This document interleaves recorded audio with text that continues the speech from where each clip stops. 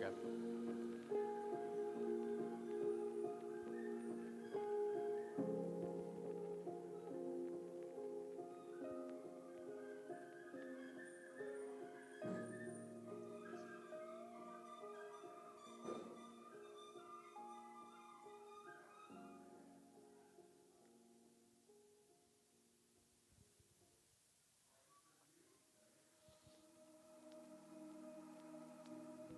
He's checking. His music. Test, test, test. 1, 2, 3, 4. This is me using the mic. Using the mic. There's probably a little bit of delay, so give it a sec.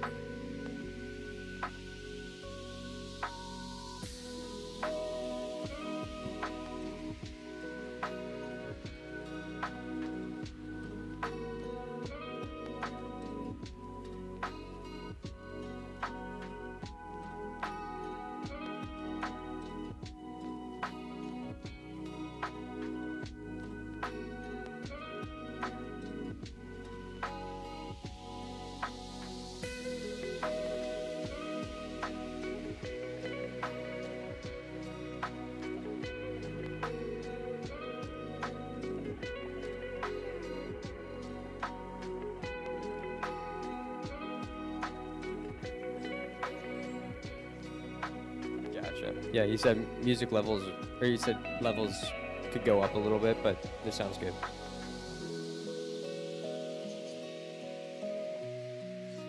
Gotcha. Okay. Sweet. I'll ask Joe if we're gonna record. Joe, are we gonna record from here, or you want him to record from over there to the ATEM? Or are you just gonna do it?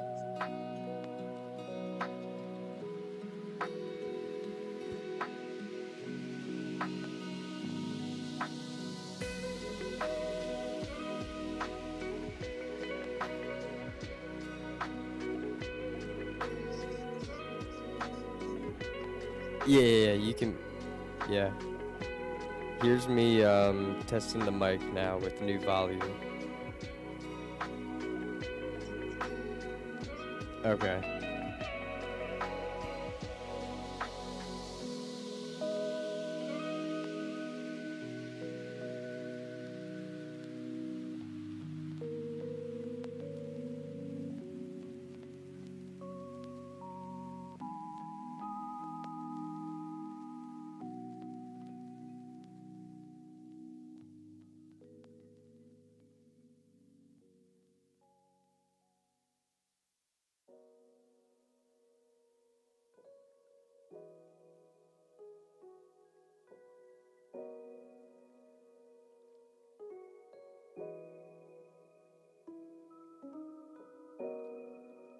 Oh, okay. So we're testing a recording real quick, and then he said if you could pull it up on the ATEM and check the volumes on the recording over there. 1, 2, 3, 4. State of the Community 2026. Welcome, welcome. Test. All right, that should be it.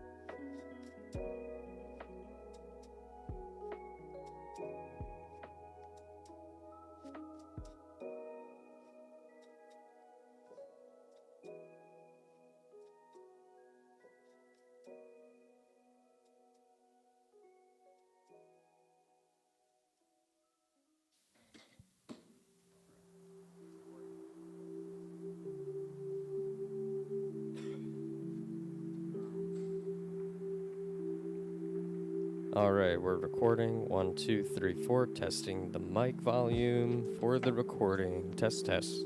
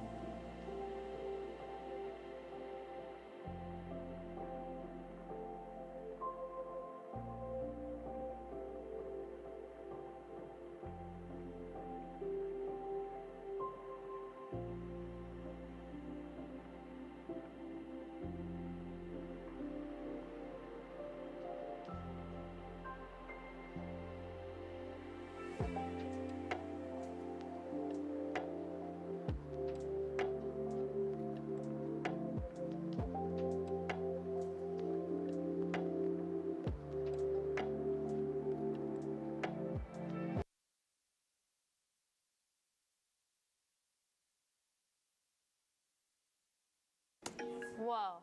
What's that?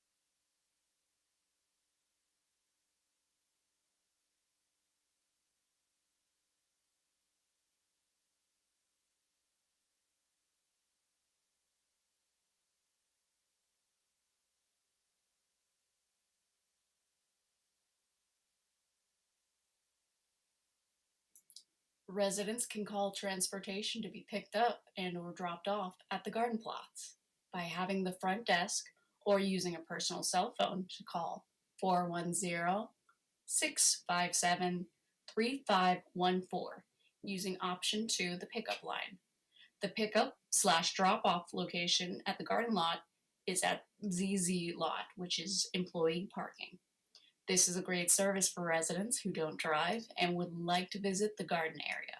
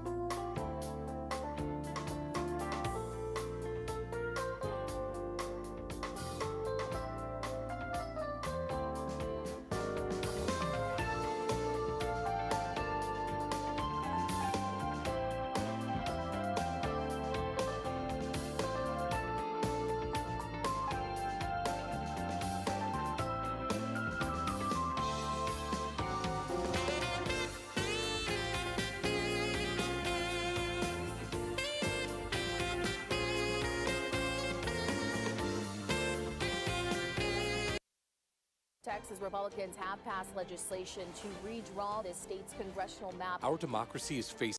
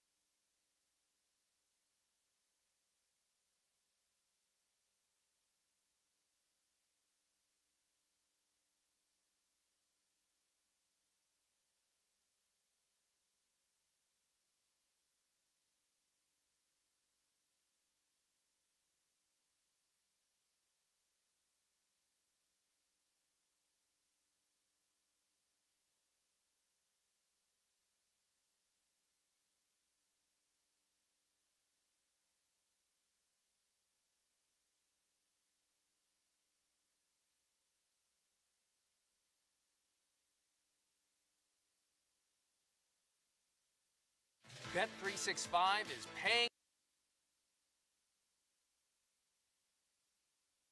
It's a new day. Yes, it is.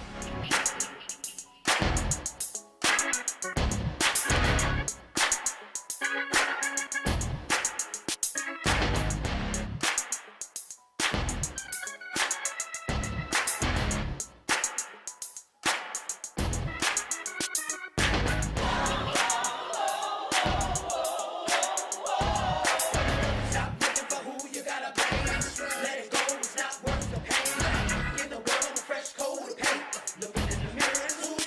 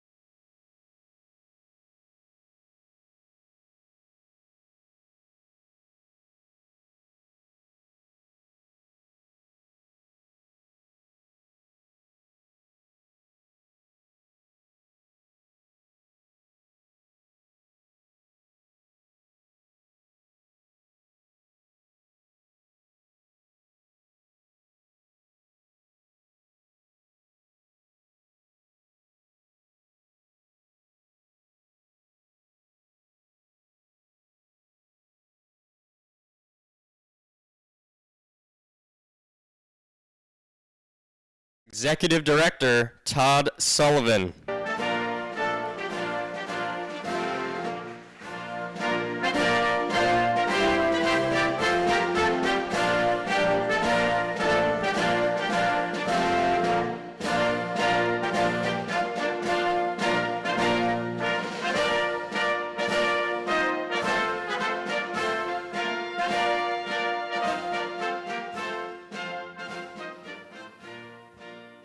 Just having a little fun.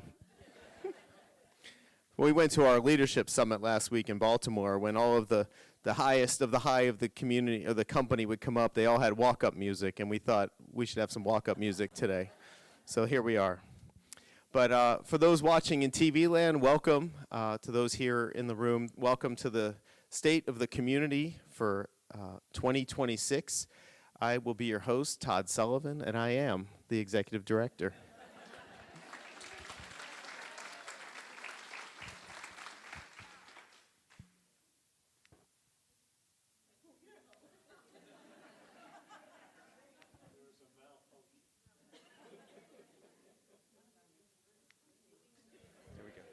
Thank you. I've got good people. So welcome to the State of the Community. This is a tradition we started many years ago. It sort of followed the State of the Union, the State of the State, and then we thought we should do a State of the Community.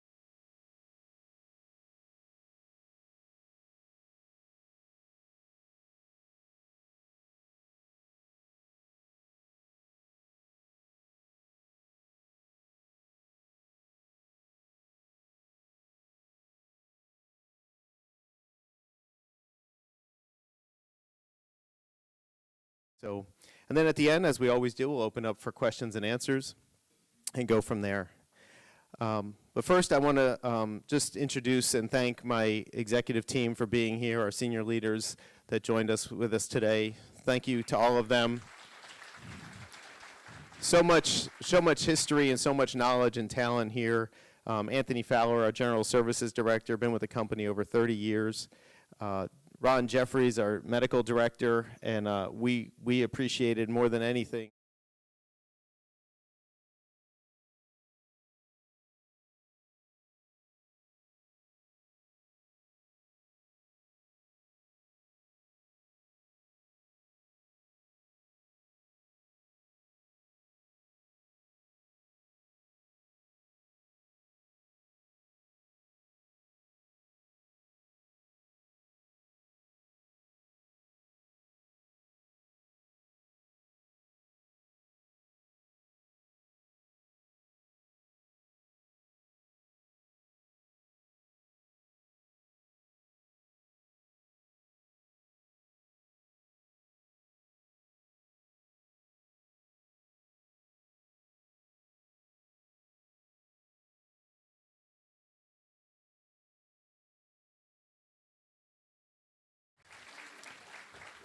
Was honored this year at our leadership summit along with 24 other leaders from around the country. So super proud of him. Oakcrest was well represented at the event.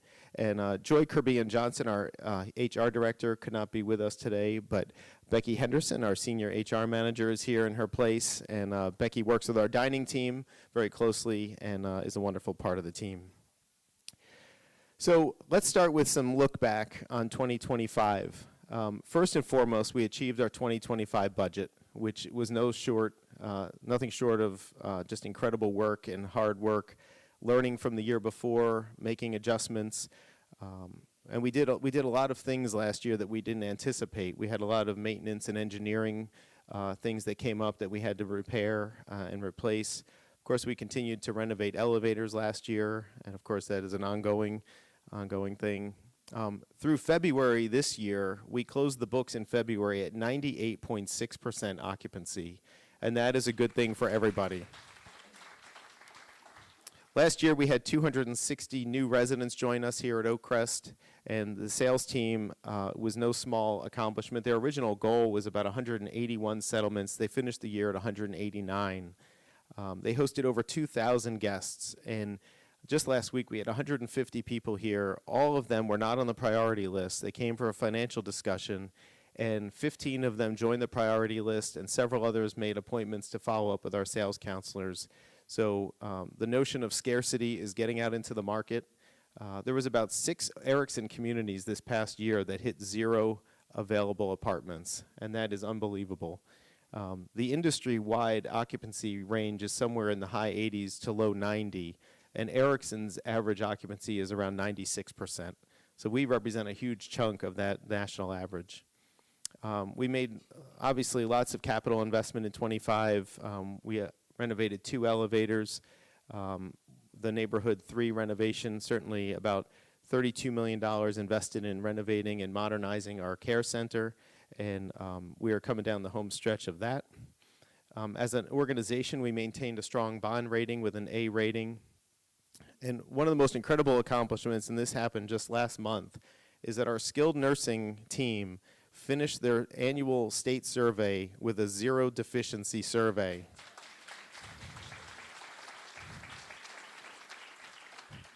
And for some perspective, there's over 14,000 skilled nursing facilities in the country, and less than 5% achieve a 0 deficiency rating. And so it is an absolute incredible tribute to Justin and Sharon's leadership in that building and course correcting from our last survey that was the first one in 5 years. And so lots of hard work going on there just to make sure that we are taking care of our residents the best way we can. From an employee standpoint, our recruitment is strong. People want to work here. We had an orientation yesterday. There were over 30 people in the room, and many of which were returning to Oak Crest. They had ventured out, tried the water outside, and decided that there was nothing better than to be back here. So we call them boomerangs. I am a proud boomeranger, and always love to have people come back. Part of that was a stabilization of our continuing care leadership. We brought in a new assistant director of nursing yesterday. A new clinical manager was just hired to take over Cottonwood in that building. So we're excited to have that complete once again. We talked about just our executive team, but across the entire community, over 20% of our staff have worked here 10 years or more. And that is a tribute to the culture that we create as employees, but that you help create as residents. And people, when they go to other communities, they recognize that it's just different here. We have leaders at the top of the company that they won't tell you publicly, but they'll tell you privately we're their favorite community. And so we love hearing that. Employee engagement. We went over these scores a while back, but we have 14 questions that were measured by every year. And this year, we went up in every one of those categories. And in most of them, we surpassed the Erickson average across the country. So what is going on here from an employee standpoint is pretty special. The commitment of our leaders to come in the middle of the night, to round with our overnight team, to come in early and see the morning shift was unmatched this year. Carlos and his team, changing the way that they approached engagement with the dining team, elevated those scores to some of the highest we've ever seen. And so we really appreciate all the work that goes behind that. And the work that they did translated into your feedback from us. We had probably the highest amount of comment cards we've ever had last year, over 27,000 dining comment cards, with an average of a 93% positive experience.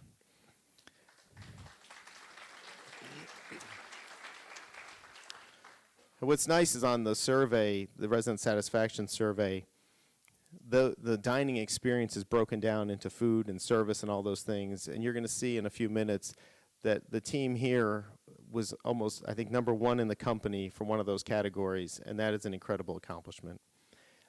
Let's talk about bold decision making.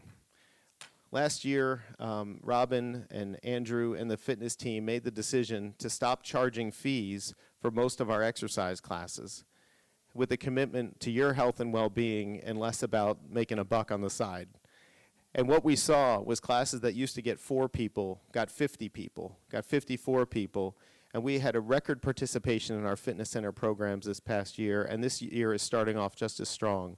So kudos to Robin and her team for making that decision. The first community that I know of in our company that made that decision, and somehow financially we're still here. So kudos to them. And our folks are getting out, they're more active. So again, a strong partnership between our RAC and our leadership. We meet every other week with our chair and co-chair, and then we meet with the entire RAC twice a month. And that partnership was, last year led by Dick Elwood and Madonna Padilla. Just a great open relationship, lots of wisdom shared, worked through some challenges together, but ultimately, I love when Dick gets off of a call with all the rack chairs around the company and he comes into our office and he goes, "Man, am I glad I live here." And so we love to hear that because we say the same thing. We're glad that our rack is our rack. But, as we look, continued and open, transparent communication. We continue to have our weekly call-in shows. We continue to put ourselves out in front of you in town hall meetings. I love the one lady moved here from Florida and said she used to live in a community where you had one meeting a year and all the questions had to be vetted before they were asked. It's certainly not the kind of community we want to have, and so we're glad that you continue to come out and support us in person and ask the questions that you have. It makes us better. Our medical center, unbelievable year. Fully staffed. Dr. Pizarro, our podiatrist, joined us, I think, in April or May, and had over 960 visits in that amount of time, where that may have been a whole year's worth before. And so he is making a huge impact. He walks over to the care center all the time. He's got patients lined up every day in the medical center. So we're so excited. He had an event recently called Good for the Soul, SOLE, and got to meet some new patients and get them signed up. So excited to have him. Dr. Dickinson, a former St. Joe's hospitalist, somebody that Dr. Jeffries worked with in the past. Dr. Larigiano, the first time we've had sort of a regional medical director practicing in our community, and it's been really good for us. It's allowed her to see things through a different light and make changes not just here, but in other communities. And so we're excited that she's part of our team as well. We're not finalized yet, but we're really close that we think we're going to have an eye doctor on staff really soon. So Julia has been working diligently behind the scenes. We've got a contract into our contract development people, and we're hoping that we can announce that coming up really soon. And then our resident satisfaction scores. It seems like in senior living, everybody's barometer is, can we get back to pre-pandemic numbers? Can we get back to 2019 where things were normal as much as they can be? And I will tell you that for us, not only did we get back to that, but we exceeded that. And so I want to just really quick just remind you, last October, we gave out the surveys. You could do it online. We had about 50% participation online, which historically for Oakcrest is really high. And we think that number will continue to grow. About 73% of our independent living residents participated in that. The average response rate for all of the Holleran clients, and that's the company that does the survey, was about 67.5%. Holleran has a proprietary database. They have several hundred communities involved in this all across the country. It's not just Erickson. Not every community does it every year. Some communities that maybe don't have the resources do it every other year. We take pride in doing it every year because it keeps us honest and it keeps us moving forward. So there's over 99,000 surveys in that database that we're compared to. So let's jump into the numbers and take you through the independent living ones first. So you can see, I will say this, there are 22 questions on this survey. We increased in all 22 of these, and we exceeded the Erickson average in all 22 of them. So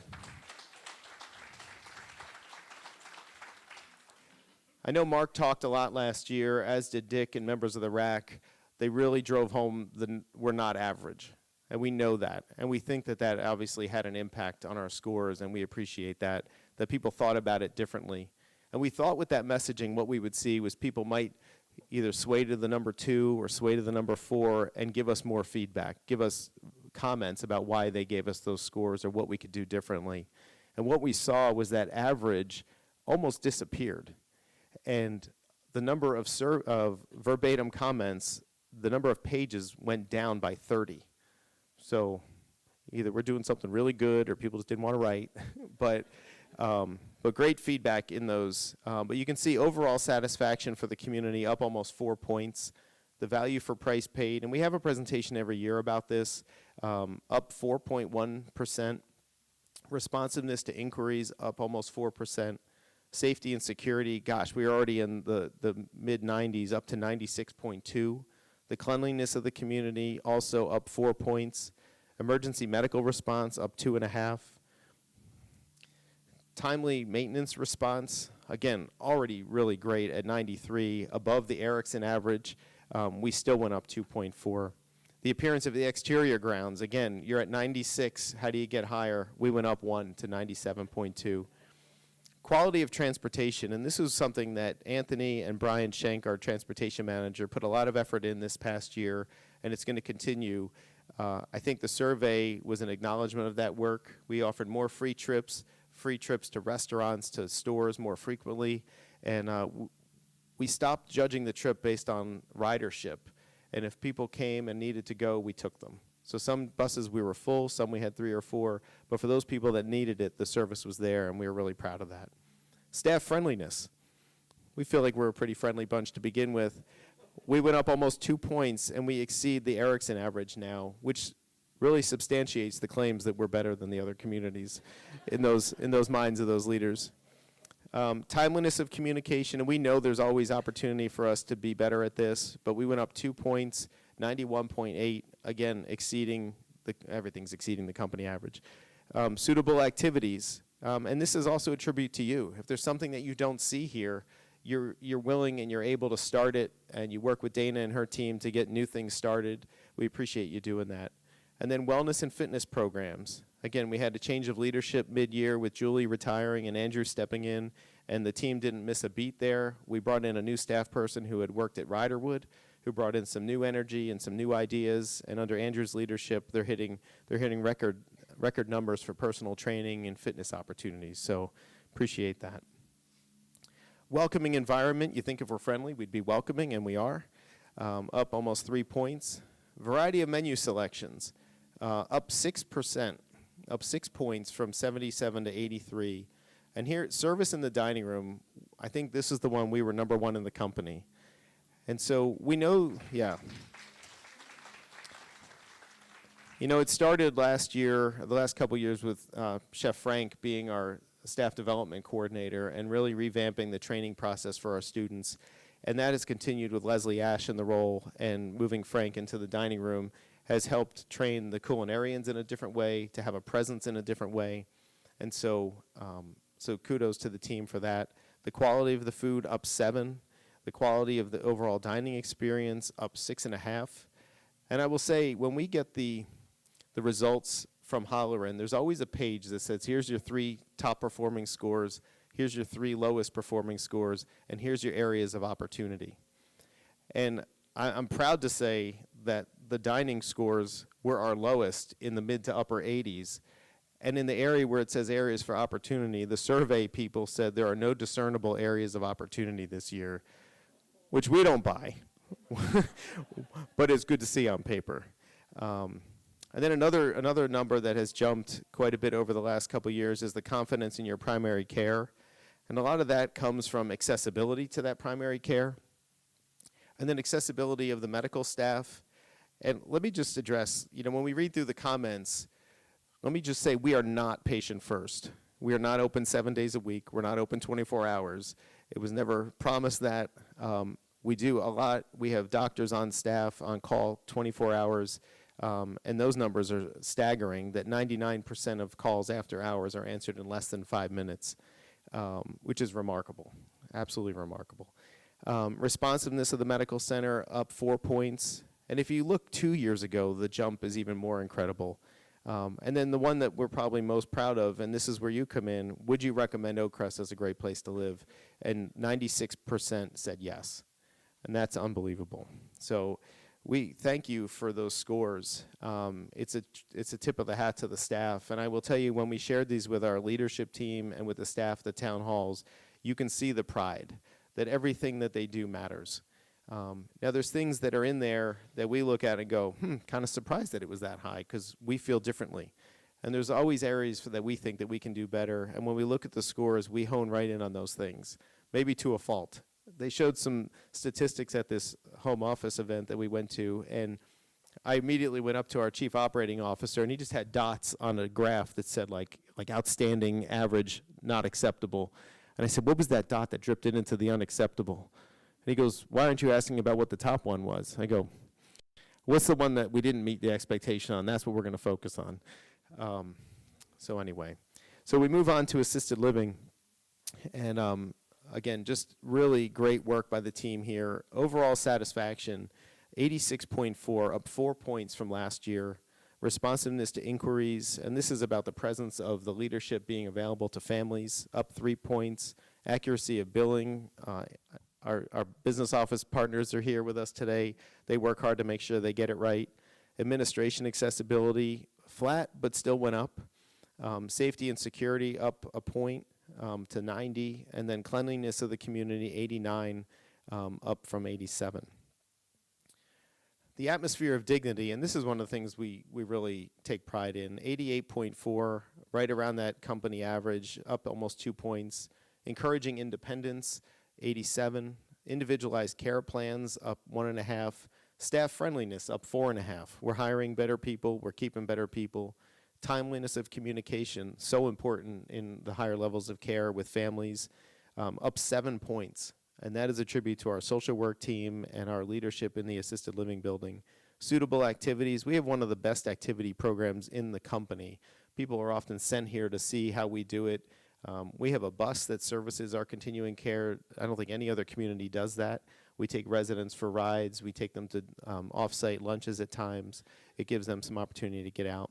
Welcoming environment, again, up almost 7 points to 90. Now here's the one that left us scratching our head a little bit. The variety of menu selection in assisted living, the service in the dining room, and the quality of food. We made a dramatic shift in that building this past year, rolling out something called New Traditions, which was really meant to mimic the signature dining options that you have in independent living and allow people to order food, cook to order, and not so much a limited menu. So they have a standard menu and they can order things and have them cooked their own way.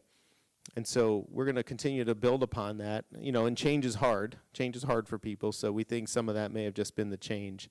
But we expect that those numbers will go up in the future. Communication of medical changes, up 12 points. That takes intentionality, that takes involvement from the leaders and the medical team to make sure that that's getting done. And then the quality of the medical services, up 2 points. And again, would you recommend? Almost 95% said yes, and that's pretty incredible. So we move on to memory care.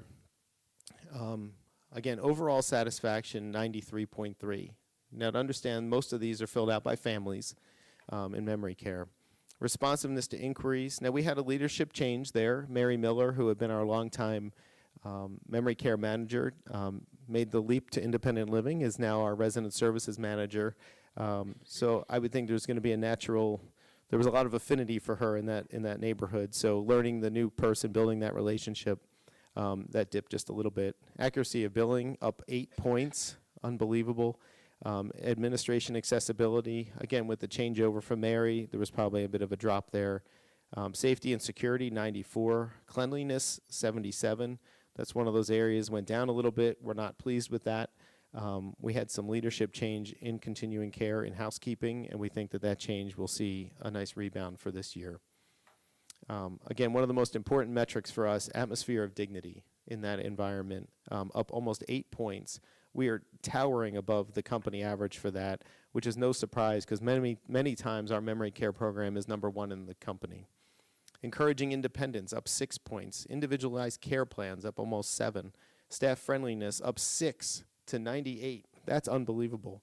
Timeliness of communication, up 4. Suitable activities, up 6. And a welcoming environment, up 9 points.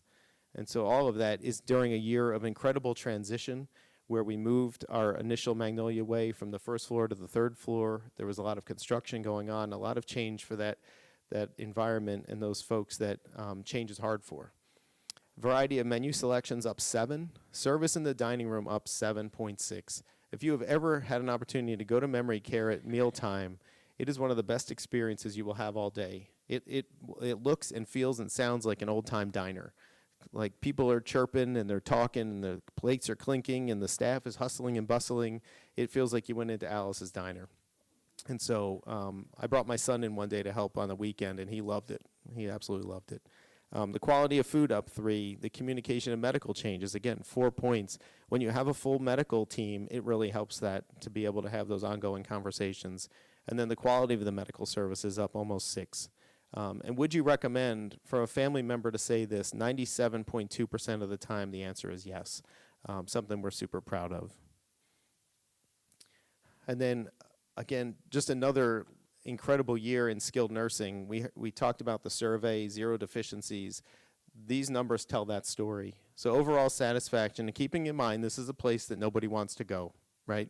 You hope that you never need to go to skilled nursing, but when you are, you know that 85% are satisfied, up 3 points. Responsiveness to inquiries, 7. Accuracy of the billing, 7.4. Alyssa and Annie been really busy in that business office keeping things straight. Accessibility to administration, and this is a tribute to all of our clinical leaders and to Justin and Sharon, that they're available all the time. One of the reasons their engagement scores went up was because of that commitment to be in on off hours. They did Family Matters events where they had like town halls with family members. They had a cookout with the team over there, and so just a great year. Safety and security up 6 points. Cleanliness up 7. Atmosphere of dignity, 87, up 4 points. Encouraging independence, up 3. Individualized care plans, staff friendliness, timeliness of communication, all up 4, 5, 6 points. Suitable activities remain pretty flat. And then welcoming environment, 91, up 7 points. Dining went up in almost every category here. Variety of menus, up 4. Service in the dining room, 6. Quality of food, up 3 to 78. Still room there, we know that, but it's moving in the right direction if you look at kind of the trend. Communication of medical changes, again, up 4. And then would you recommend, 87.5. Again, we have room to go there, but again, it's probably the toughest audience we have to do that. So looking ahead for 2026, we're going to continue to recruit the best and brightest from a staffing standpoint so that we remain competitive in the marketplace. We're going to continue and complete the repositioning of Nottingham Gardens. We'll be finishing up our 1-bedroom suites for assisted living on the first floor and finalizing a second restaurant in that building that will also involve New Traditions. And then again, the sales team is committed to continuing to build a priority list. Even with 4, 5, 6 open apartments, they never rest. And so they want to continue. You know, we welcome over 200 new residents every year, so it never stands still. We're going to continue to maintain those occupancies in all levels of care. Our working relationship with the Resident Advisory Council remains strong and will continue to do so. Our administration department and department community communication strategy will continue. This Thursday, it will be the first Talking with Todd, and so we're excited about that. And then next Tuesday will be the debut of our TV show, which we are, for the first time, announcing the name is going to be called The Toddcast. So it's going to look and feel a little bit different, and we hope that it will, but we're still going to have the same open forum and same flavor for you to call in and ask questions. And then continue to our continuing care staffing levels. We're really pleased. Our vacancy rate on the campus, and you hear us say that, it means the number, really the percentage of open positions that are unfilled, was less than 4% across the entire campus, which means that we have very few openings, which means our staffing is good. You know, during the snowstorms, there were entire neighborhoods in the care center where everybody showed up that was scheduled for all the shifts. And that is just a tribute to their commitment and to the team's focus on hiring the right people. Want to take just a quick minute. Our dining program, last year we had, I think, a 6-step commitment to culinary excellence. And going off of the verbatim comments this year, you know, Carlos's team dug really deep into this, and you're going to hear a lot more of this in the weeks and months to come. But as they come out of that survey and they listen to what you've said, beyond the numbers, because the numbers tell one story, the comments give us the real story at times, that there's going to be a focus on hospitality, ensuring that the pre-meal briefings are effective, that the students and the servers and the culinarians are paying attention, that they're comprehending the information before the meals, a focus on table service to make sure that your experience is a good one. I've had the opportunity, because of my parents living here, to eat dinner a couple times in the restaurants, and I've talked to Carlos and I go, I get it. I didn't get my ketchup. I didn't get my refill. I waited too long for my dessert. Like, I get all of that. From a culinary standpoint, they remain committed to work on the time of the tickets, the temperature, the quality, and the overall experience. And then ensuring that the managers are active and involved in every dining room for every meal. So if something's not quite right, you have easy access to the person that can correct it. So we'll hear more about that on Thursday and then in the weeks to come. Our Resident Advisory Council, some requested items that came through them. Certainly always working with the ABLE Committee to add additional ADA automatic door openers throughout the campus. There will be a town center fireplace built this year, Mr. Lewis. And so we're hopeful that that will get started sooner than later. We have the design complete. The next step is to bid it out to the contractors that will do the work. Once we have that, I've got a commitment that they will send us some samples of the wood and the brick so that we can create a bit of a sample board for you so that you can kind of see what the look and feel will be. We're working with the Garden Club on a project to revitalize the garden center, the garden area out by the pond. It's quite an extensive project that will probably straddle 2 fiscal years, but working closely with them. New furniture for different resident activity spaces. The design of an additional indoor pickleball space here in Erickson Hall, and that is probably the closest project to being started. And then we're going to be building a Veterans Memorial out here where the flag is, something a little bit more substantial, something that will honor those that have served here in our community. As we look ahead to capital investment outside of those things, repositioning of the care center is a priority. We're always looking for combo units. It keeps us up with what the market wants. Right now, when you have 98%, your options are pretty slim for combo opportunities. So we'll keep it on the radar, but that may or may not happen like we thought. Reoccupancy, redoing all the apartments, that runs about $4 to $5 million a year.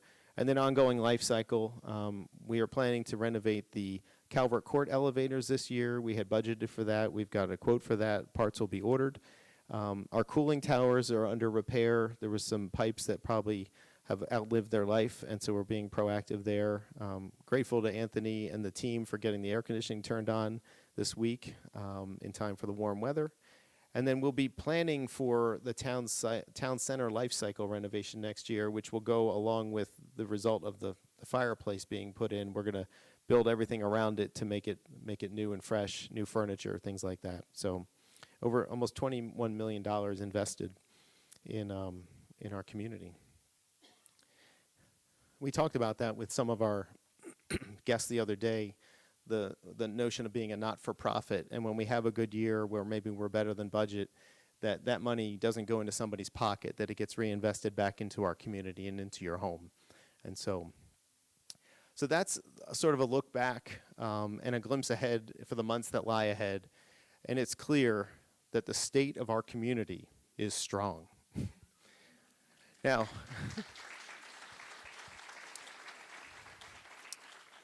and for the next 2 to 3 hours, I want to talk to you a little bit about our plans, our 30-year plan.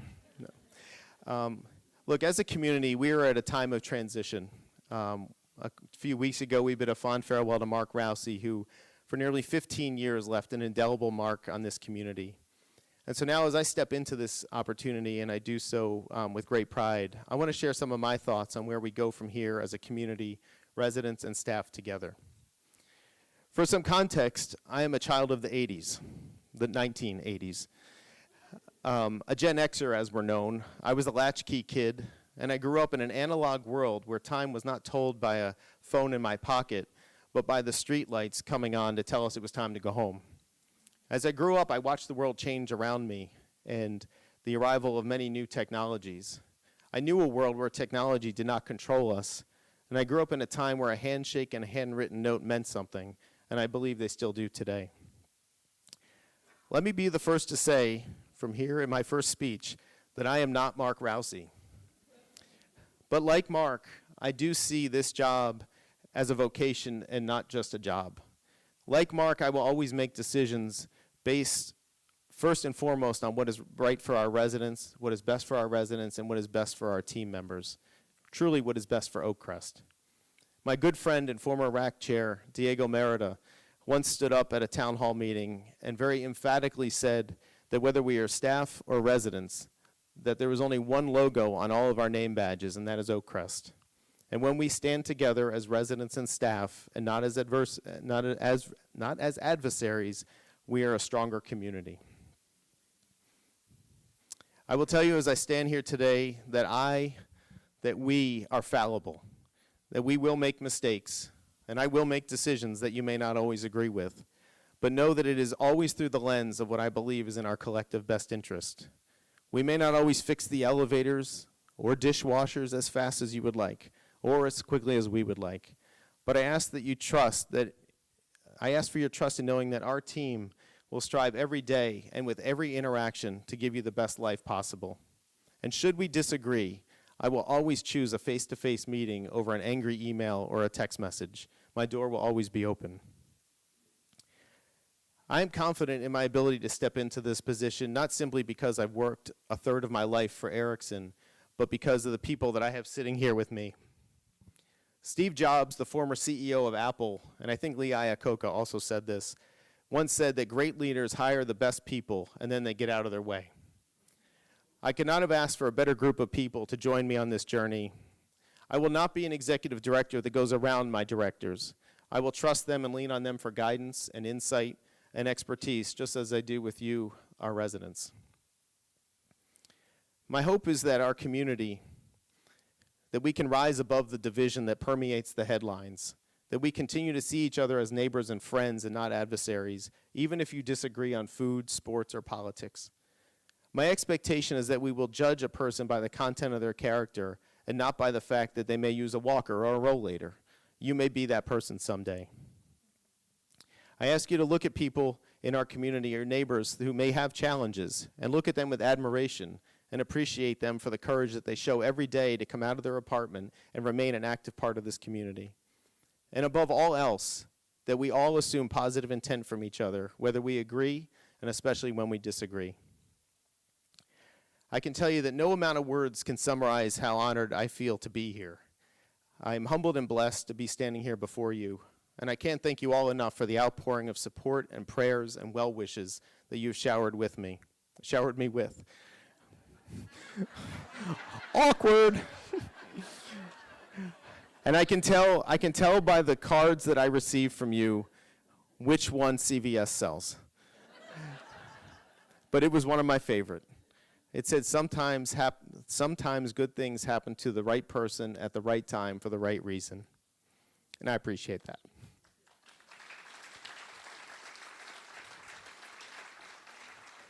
And I hope more than anything that I can live up to your expectations. My children have grown up here with you, and you have shared in some of my highest achievements and some of my most heartbreaking moments. This job, damn it. This job is personal. It has to be. And 2 months ago, my parents made the wise decision to call Oakcrest their home. And you have wrapped your arms around them in a way that I could not have imagined and made them feel at home, and for that I am grateful. So as the days pass and the buzz of my promotion turns into the hum of everyday life, just know that my hope is to one day surpass Mark Rousey as the longest tenured executive director in Oakcrest history.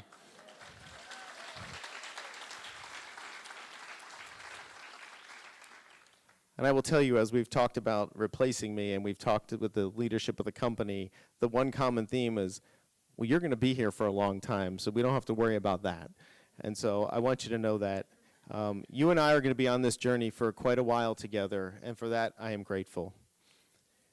As everything you've heard so far, we are arguably coming off of the most successful year in the history of this community, and we feel good about the scores, we feel good about where we are occupancy-wise, but as a team, we also acknowledge there is still much work to be done, and that work starts now.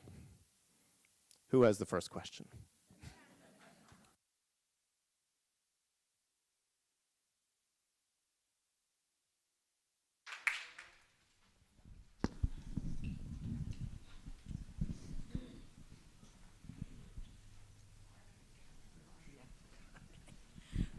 Well, congratulations, thank you, and we're on your team too.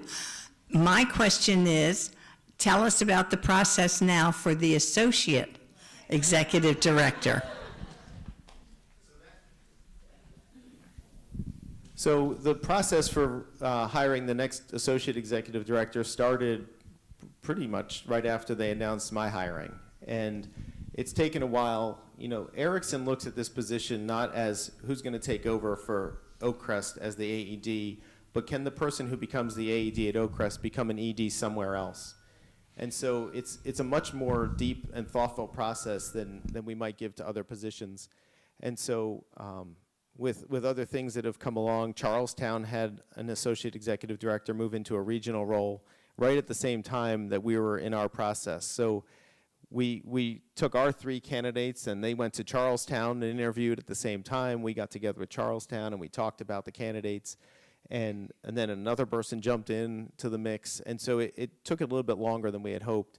Our final candidates have met with Greg Colon and Chris Emmett, our Chief Operating Officer and Senior Vice President, just yesterday.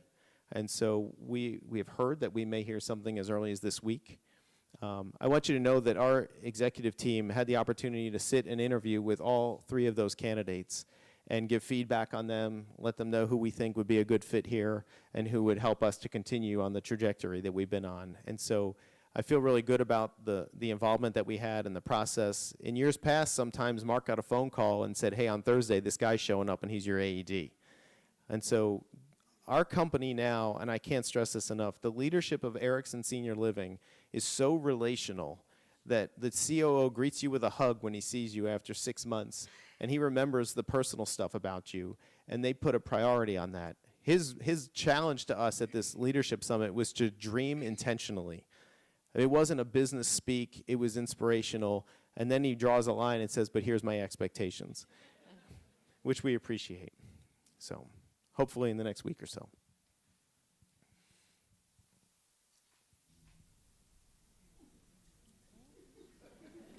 Perfect.